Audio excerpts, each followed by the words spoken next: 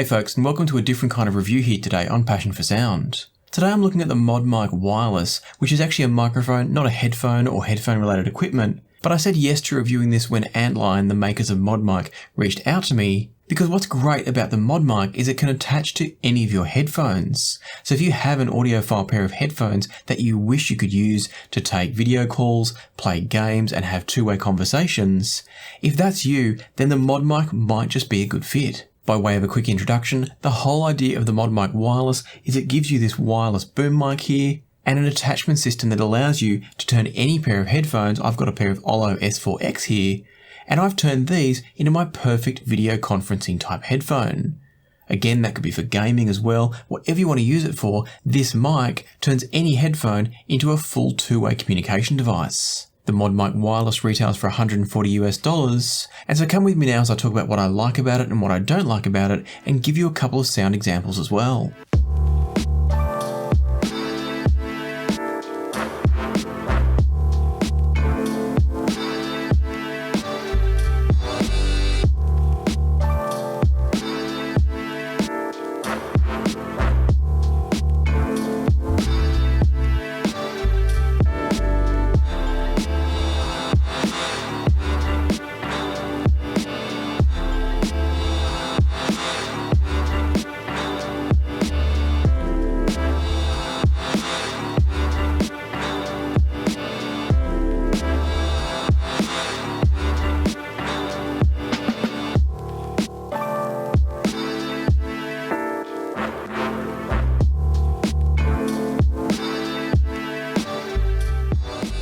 If you decide to buy yourself a ModMic Wireless, what you're going to get in the package is this carry case. So if you were taking this to and from the office potentially, or just traveling around in general, you get this nice kind of semi-hard carry case. In here there's a charging cable for the device, as well as an extension lead for the dongle, and I'll talk about that soon. And of course, in addition to that, you get the microphone itself. Now the way this works is that this section here in my right hand, this attaches to the side of the headphone.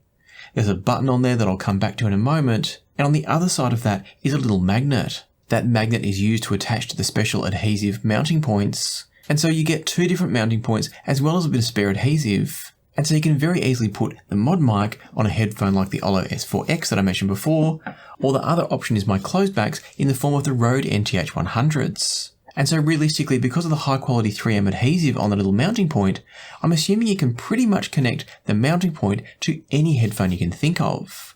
As long as the surface is clean and there is enough space for the actual mounting point to stick onto, then I can't see why you couldn't use the ModMic with any headphone at all. It is worth noting that when you're attaching it, you need to be a little bit careful as to how you mount the ModMic. You do get a little bit of adjustment. There's basically a few different angles that it will kind of click into. There's a little kind of triangular alignment piece on there that's going to help it sit at certain angles. But you do need to be a little bit careful. I wasn't entirely happy with how I set it up on the NTH100. That was probably my fault more than anything else. I definitely got it much better on the S4X. And whilst you do get a little bit of bend in the actual boom itself, you don't want to get it too far off the mark, or it is going to make the exact positioning of the microphone a little bit fiddly. While we're talking about the positioning of the microphone, it is worth mentioning that with something like this, if you're not familiar with or used to having a boom mic, and if you're anything like me, it's very easy to bump this when you're talking. And that's not a knock on the design of this, because any boom mic is like that, but I do often find myself with my hands up around my face when I'm talking, and it's not uncommon for me to bump this.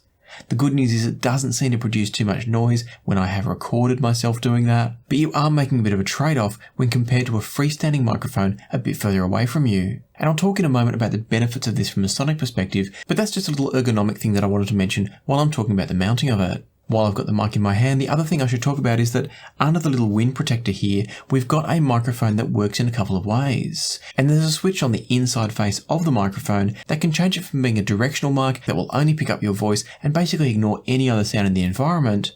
Or if you had need to, you can switch it to more of an omnidirectional style and pick up the sound of other people. So if you were doing an actual live interview where you're in the same room as somebody, you could actually use this for both voice recordings.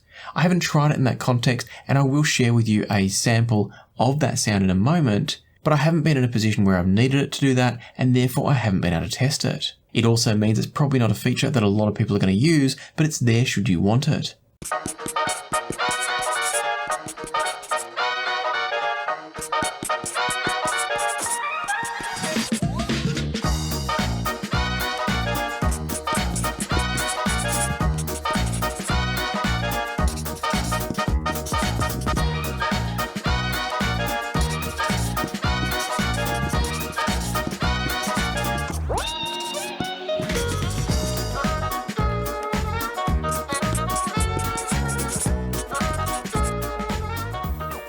Having talked about the directionality options, let's come back down and talk about this button here. This is quite a handy button. Now obviously it does the powering on and powering off because this is wireless. There's no other way for it to know when you want it on or off. But it also gives you quick access to a mute function. So if you don't want to remember a set of keystrokes, or maybe you don't want to grab your mouse every time you want to mute, you can literally just reach up and touch the button there. The one drawback with that that's worth remembering is that apps like Zoom and Teams won't know you're muted. And so if you do start talking and you haven't remembered to press the button here, you won't get the on-screen pop-up that you do from those apps if you've muted it through the app itself. Having said that, there is another way to remember that you're muted, and that is that the dongle provided with this actually has the indicator lights on the dongle. Before I talk about the dongle though, there is one more thing I want to mention, and that is that with the ModMic Wireless, you do need to remember to switch it off for yourself. I was a little bit disappointed that there was no way that this seems to recognise when it hasn't been used for a while. Obviously there's always ambient noise, so it's always hearing some signal come through the microphone, and therefore it will stay on the entire time unless you remember to switch it off. So that for me was a slight drawback. It's not a huge deal, but I thought it was worth mentioning. When it comes to the power button, I also had a couple of little issues with it. Because this is a multifunction device, a quick press is the mute function, and therefore it's a long press to power it off. And what I found was that long pressing is a little bit tricky. What I found on this particular unit was that when I pressed for just a little bit more than say 3 seconds, it would actually go into this weird thing where it lights up the lights a bit brighter. So the microphone's still on, the blue power light is on, but it goes brighter and nothing else happens. I have to get exactly the right amount of time, which seems to be about 3 seconds on the mark. But if I go longer than 3, it goes into this extra bright blue light mode. And as far as I can tell from speaking to Antlion, it's not actually a different mode, it's a glitch with the power mechanism, and it's a known issue with maybe some of these early devices. I'm not sure. I didn't get a clear answer from Antlion about this. And so I thought I'd mention it in case you buy one of these. If you do find this blue light issue, it just means you've got to press and hold the power button again, which is a little bit annoying. It's certainly not a deal breaker in my opinion, but it's a shame that they couldn't have found a way to make this a bit of a cleaner system. Maybe a physical on-off switch on here and just leaving this as a mute button only, maybe that would have been better. Like I said, it's not a deal breaker, but I thought I'd mention it. The final thing to talk about before I put this down is battery life. And Antlion quote this as having a 12-hour battery life. In my usage, I think that's probably pretty accurate. I haven't timed it exactly, but I'm definitely able to use this for multiple calls per day for multiple days before I charge it. It's got a very simple micro USB socket on the bottom, so it's easy to charge, and you can use it while it charges. And so with all that said, let me talk a bit about the dongle. The ModMic Wireless comes with a very simple USB-A dongle. I haven't got it here in my hands because it needs to be plugged in for the sound demo I'm going to do shortly. But the dongle's a really nice design. It's very simple, it's just got 3 status lights and a pairing button. And the reason Antlion give you an extension lead for the dongle here in the pouch is because it's really handy having that in sight. Now in my case, I've got it plugged into my desktop tower, which is actually within my sight all the time. But if you do have a computer under the desk, you can easily run the extension lead to somewhere handy, and then you can have the dongle in sight, so you can very quickly see if the microphone is switched on, if it needs charging, and if it's muted. And that's really handy because if you think about it, the lights on here which tell you the same story are often right next to your ear and you can't see them. So it's a good design of the dongle, I think it's really effective, and it makes the ModMic Wireless a really easy device to use. What that dongle is also allowing you to do is get very low latency audio and very high quality audio for this type of device. And I put that caveat in there because this is not a broadcast quality microphone. As you'll hear in a moment, you're still using a fairly cheap, basic telecommunication style boom mic, but that's not a bad thing because that's what it's intended to be.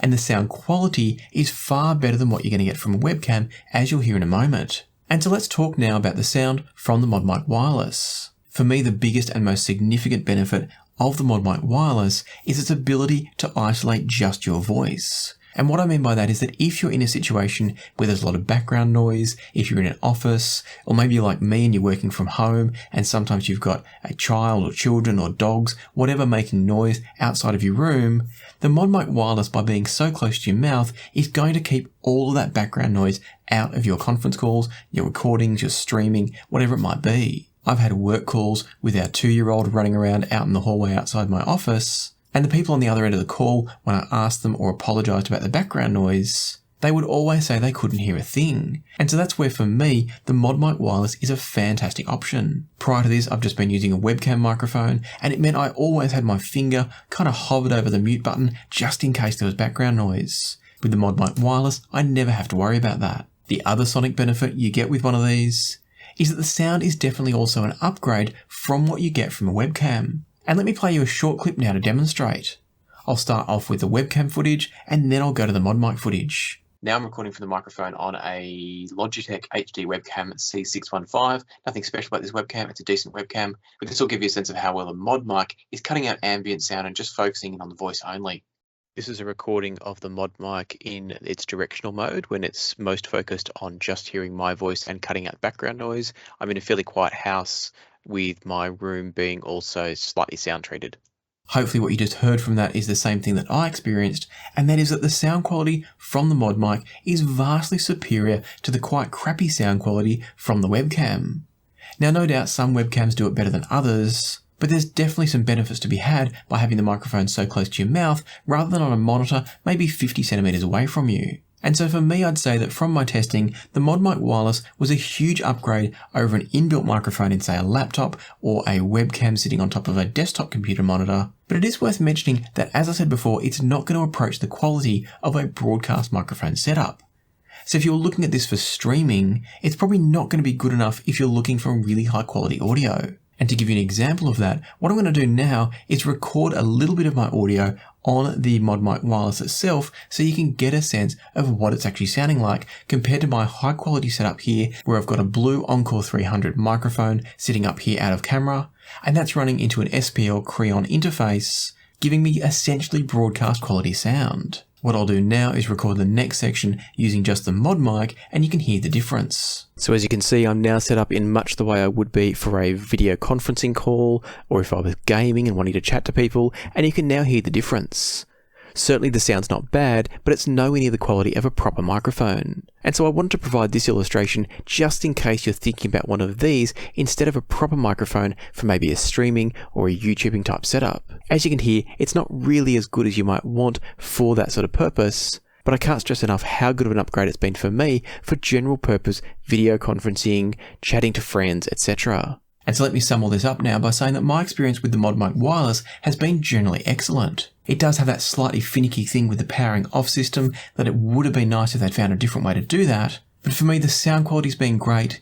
The ability to connect this to any of my headphones, the ability to then remove that mounting point and attach it to a different headphone should I want to upgrade or change over from one of these is absolutely fantastic. And so I'd say that if you're in need of a microphone upgrade or maybe some sort of two-way communication solution that's not just a webcam microphone, if that's you and you've already got yourself a nice pair of headphones that you want to hang on to, then the ModMic Wireless could be a fantastic choice. There is of course also the standard ModMic, which is a wired version. I haven't used that one at this stage. But the nice thing about the wireless, as the name suggests, is that you're not adding yet an extra wire to your setup.